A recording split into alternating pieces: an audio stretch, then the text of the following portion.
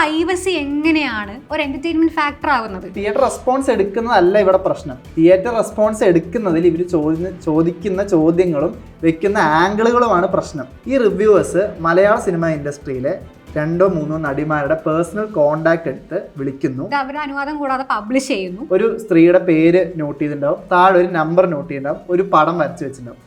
ഈ ആറ്റിറ്റ്യൂഡിൽ നിന്നാണ് ഈ വീഡിയോ ഇവർ ചെയ്യുന്നത്. കൃത്യമായിട്ട് ഒബ്ജക്ടിഫൈ ചെയ്തുകൊണ്ട് തന്നെയാണ് സ്ത്രീകൾക്ക് നേരെ ക്യാമറ ഉയർത്തിപ്പിടിക്കുന്നത്.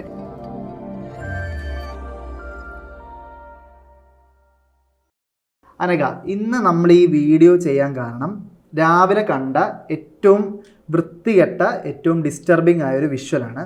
അതായത് ചില ഓൺലൈൻ മീഡിയ ആൾക്കാർ, അതിൻ്റെ പേര് എടുത്ത് പറയാൻ ഞാൻ ആഗ്രഹിക്കുന്നില്ല, കാരണം വ്യക്തിപരമായി നമ്മുടെ വീഡിയോ കാരണം പ്രൊമോഷൻ കിട്ടരുത് എന്ന് ആഗ്രഹിക്കുന്നു. ഇവർ വളർത്തിയെടുക്കുന്ന ഓൺലൈൻ റിവ്യൂവേഴ്സ്, അവരെ റിവ്യൂവേഴ്സിന് സ്വയം അവർ വിശേഷിപ്പിക്കുന്നതാണ്.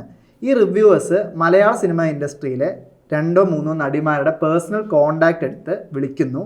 ഒരു കാരണമില്ലാതെ അവരെ വിളിച്ച് നിങ്ങൾ ഇന്ന സിനിമയിൽ ചെയ്ത കഥാപാത്രം നന്നായിരുന്നു, അത് പറയാനാണ് ഞാൻ വിളിച്ച് എന്ന് കളിയാക്കുന്നു.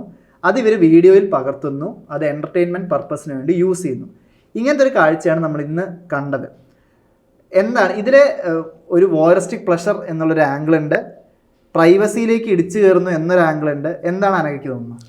ബ്രീച്ച് ഓഫ് പ്രൈവസിയാണ് ഇത്. ഞാൻ പേഴ്സണലി പറയുകയാണെങ്കിൽ ഒരു സ്ത്രീ എന്ന നിലയ്ക്ക്, ഒരു മനുഷ്യൻ എന്ന നിലയ്ക്ക് കണ്ടിരിക്കാൻ ഭയങ്കര ബുദ്ധിമുട്ടാണെന്ന് മാത്രമല്ല നമുക്ക് പേടിപ്പെടുത്തുന്ന കാര്യമാണ്. ലൈക്ക് ഒന്നാമത് ഒരാളുടെ പ്രൈവറ്റ് നമ്പറിലേക്ക് വിളിക്കുന്നു. നമ്മളൊരു നമ്പർ നമ്മുടെ കയ്യിൽ കിട്ടിക്കഴിഞ്ഞാൽ നമുക്ക് റെസ്പോൺസിബിൾ ആയിട്ട് അത് ഹാൻഡിൽ ചെയ്യാൻ പറ്റൂ എന്നുള്ളത്, അല്ലെങ്കിൽ അങ്ങനെ ചെയ്യാവൂ എന്നുള്ളതുകൊണ്ടാണല്ലോ നമുക്ക് നമ്പർ കിട്ടുന്നത്. ഒരു കാരണമില്ലാതെ വിളിക്കുന്നു. നമ്മൾ ഫോണിൽ സംസാരിക്കുന്നത് പ്രൈവറ്റ് ആയിട്ടാണ്. നമ്മൾ എൻഡ് ടു എൻഡ് എൻക്രിപ്റ്റഡ് എന്ന് പറയൂലേ, ഞാൻ നിന്നോട് പറയുന്ന കാര്യമാണ്, അത് പുറത്ത് പബ്ലിഷ് ചെയ്യാനുള്ളതല്ല. അനുവാദം കൂടാതെ പബ്ലിഷ് ചെയ്യാനുള്ളതല്ല. ഇത് അവരുടെ അനുവാദം കൂടാതെ പബ്ലിഷ് ചെയ്യുന്നു. ഇതൊരു എന്റർടൈൻമെന്റ് ഫാക്ടറായിട്ട് ഉപയോഗിക്കുന്നു. ഒരാളുടെ പ്രൈവസി എങ്ങനെയാണ് ഒരു എന്റർടൈൻമെന്റ് ഫാക്ടർ ആവുന്നത്? ഈ വീഡിയോയിൽ കാണുമ്പോൾ നമുക്കറിയാം, ഇതിലെ ഈ വീഡിയോ തുറന്നുകൊണ്ടിരിക്കുമ്പോൾ ഇവർ പറയുന്നുണ്ട് ഇന്ന നടിയുടെ കോണ്ടാക്ട് ഉണ്ടോ, ഇന്ന നടന്റെ കോണ്ടാക്ട് ഉണ്ടോ എന്നൊക്കെ ഇവർ വീഡിയോക്കകത്ത് തന്നെ ചോദിക്കുന്നുണ്ട്.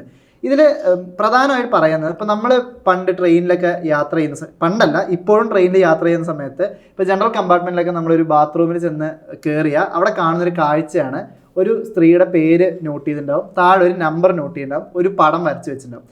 ഈ ആറ്റിറ്റ്യൂഡിൽ നിന്നാണ് ഈ വീഡിയോ ഇവർ ചെയ്യുന്നത്. ഈ ആറ്റിറ്റ്യൂഡിൽ നിന്ന് ഒരു തരി പോലും നിലവാരം കൂടിയിട്ടോ കുറഞ്ഞിട്ടോ ഇല്ല. ഈ നിലവാരത്തിൽ നിന്നാണ് ഈ വീഡിയോ ചെയ്യുന്നത്. ഇപ്പോൾ കഴിഞ്ഞ ദിവസം ഒരു നടി നടന്നു പോകുന്നു, ഫോളോ ചെയ്ത് ചോദ്യം ചോദിക്കുമ്പോൾ ഈ നടി തിരിച്ച് കൗണ്ടർ ചെയ്യുന്നുണ്ട്, നിങ്ങൾക്ക് വേറൊന്നും ചോദിക്കാനില്ലേ എന്ന് പറയുമ്പോൾ ഈ വീഡിയോയ്ക്കകത്ത് ടെക്സ്റ്റായിട്ട് വരുന്നത് നിങ്ങൾക്ക് വേറൊന്നും ചോദിക്കാൻ ഇല്ലേ എന്ന് കമൻറ്റ് ചെയ്ത് ഇന്ന നടി എന്ന് പറഞ്ഞിട്ടാണ് ഇവർ ടെക്സ്റ്റ് ചെയ്യുന്നത്. അതായത് ഇതൊരു പ്രത്യേക മീഡിയ വിഭാഗത്തെ നമ്മൾ അടച്ചാക്ഷേപിക്കുക എന്നതല്ല, ഇത് ആര് ചെയ്താലും ഇത് ക്രൈം തന്നെയാണ്. ചോദ്യം എന്താണെന്ന് വെച്ച് കഴിഞ്ഞാൽ, ഒരു സ്ത്രീ ആവുന്നത് കൊണ്ട്, സിനിമയിൽ അഭിനയിക്കുന്ന ഒരു മനുഷ്യനാവുന്നത് കൊണ്ട് മാത്രമാണ് എൻ്റെ പ്രൈവസി ബ്രീച്ച് ചെയ്യപ്പെടുന്നത് എന്നുള്ളതാണ് ഇവർ അനുഭവിക്കുന്ന ഏറ്റവും വലിയ പ്രശ്നം എന്ന് പറയുന്നത്.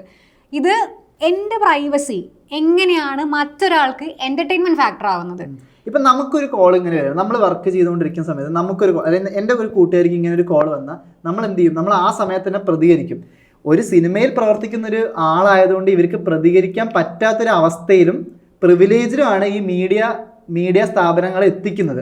കാരണം അവർ വളർത്തിയെടുക്കുന്ന പ്രിവിലേജിൽ നിന്നാണ് അവർ വർക്ക് ചെയ്യുന്നത്. ഇതിൽ കൂട്ടിച്ചേർത്ത് പറയാനുള്ളത് ഇവരെ ക്യാമറ പ്ലേസ്മെന്റ്സ് ആണ്. ഇവര് കൃത്യമായിട്ട് ഒബ്ജക്ടിഫൈ ചെയ്തുകൊണ്ട് തന്നെയാണ് സ്ത്രീകൾക്ക് നേരെ ക്യാമറ ഉയർത്തിപ്പിടിക്കുന്നത്. അങ്ങനെ അല്ലാതെ ക്യാമറ വെക്കാൻ സാധിക്കില്ലേ എന്നുള്ളതാണ് ചോദ്യം. പിന്നെ ഇവർ കോൺസ്റ്റന്റ്ലി പറഞ്ഞുകൊണ്ടിരിക്കുന്ന കാര്യം ഞങ്ങളെ വിളിച്ചിട്ടാണ് ഞങ്ങൾ വരുന്നത് എന്നാണ്. വിളിച്ചിട്ടാണ് വരുന്നത് എങ്കിൽ പോലും ഒരു തിയേറ്ററിലേക്ക് അല്ലെങ്കിൽ ഒരു ഫംഗ്ഷനിലേക്ക് ഒരാളെ വിളിച്ചു വരുത്തുന്നത് ഒരാളെ ഒബ്ജക്ടിഫൈ ചെയ്യാനോ അവരുടെ പ്രൈവസി ബ്രീച്ച് ചെയ്യാനോ അല്ലല്ലോ. അതായത് തിയേറ്റർ റെസ്പോൺസ് എടുക്കുന്നതല്ല ഇവിടെ പ്രശ്നം. തിയേറ്റർ റെസ്പോൺസ് എടുക്കുന്നതിൽ ഇവർ ചോദിക്കുന്ന ചോദ്യങ്ങളും വെക്കുന്ന ആംഗിളുകളുമാണ് പ്രശ്നം എന്ന ബേസിക് കാര്യം. അത് എനിക്ക് തോന്നുന്നില്ല മനസ്സിലാക്കാത്തതുകൊണ്ടാണെന്ന് ഒരിക്കലും തോന്നുന്നില്ല. കാരണം ഇതൊക്കെ ഈ ബോധമൊക്കെ ഉണ്ടായിട്ട് കൂടെയാണ് ഇവർ ഈ ചെയ്യുന്നത്. സിനിമയിലേക്ക് വരുന്ന പെൺകുട്ടികളും സ്ത്രീകളും ഇത് പേടിച്ച് ജീവിക്കണം എന്ന് പറയുന്നത് വലിയ ബുദ്ധിമുട്ടുള്ള കാര്യമാണ്. സിനിമയിൽ അല്ലായിരുന്നിട്ട് കൂടെ എനിക്ക് വരെ പേടിപ്പെടുത്തുന്ന തരത്തിലുള്ള കാര്യമാണ് നമ്മൾ ഈ കാണുന്ന വീഡിയോസ് എന്ന് പറയുന്നത്. ഇത് ഒരു വോയറിസ്റ്റിക് പ്ലഷർ ആയിട്ട് എടുത്ത് നിങ്ങൾക്ക് ഇത് വിൽക്കാനും ഇത് വാങ്ങാനും, അതായത് കൺസ്യൂം ചെയ്യുന്നവരും വിൽക്കുന്നവരും സത്യത്തിൽ ഇതിലൊരു പ്ലഷർ കണ്ടുപിടിക്കുന്നുണ്ടെങ്കിൽ നിങ്ങൾക്ക് എന്തോ കാര്യമായ കുഴപ്പമുണ്ട്.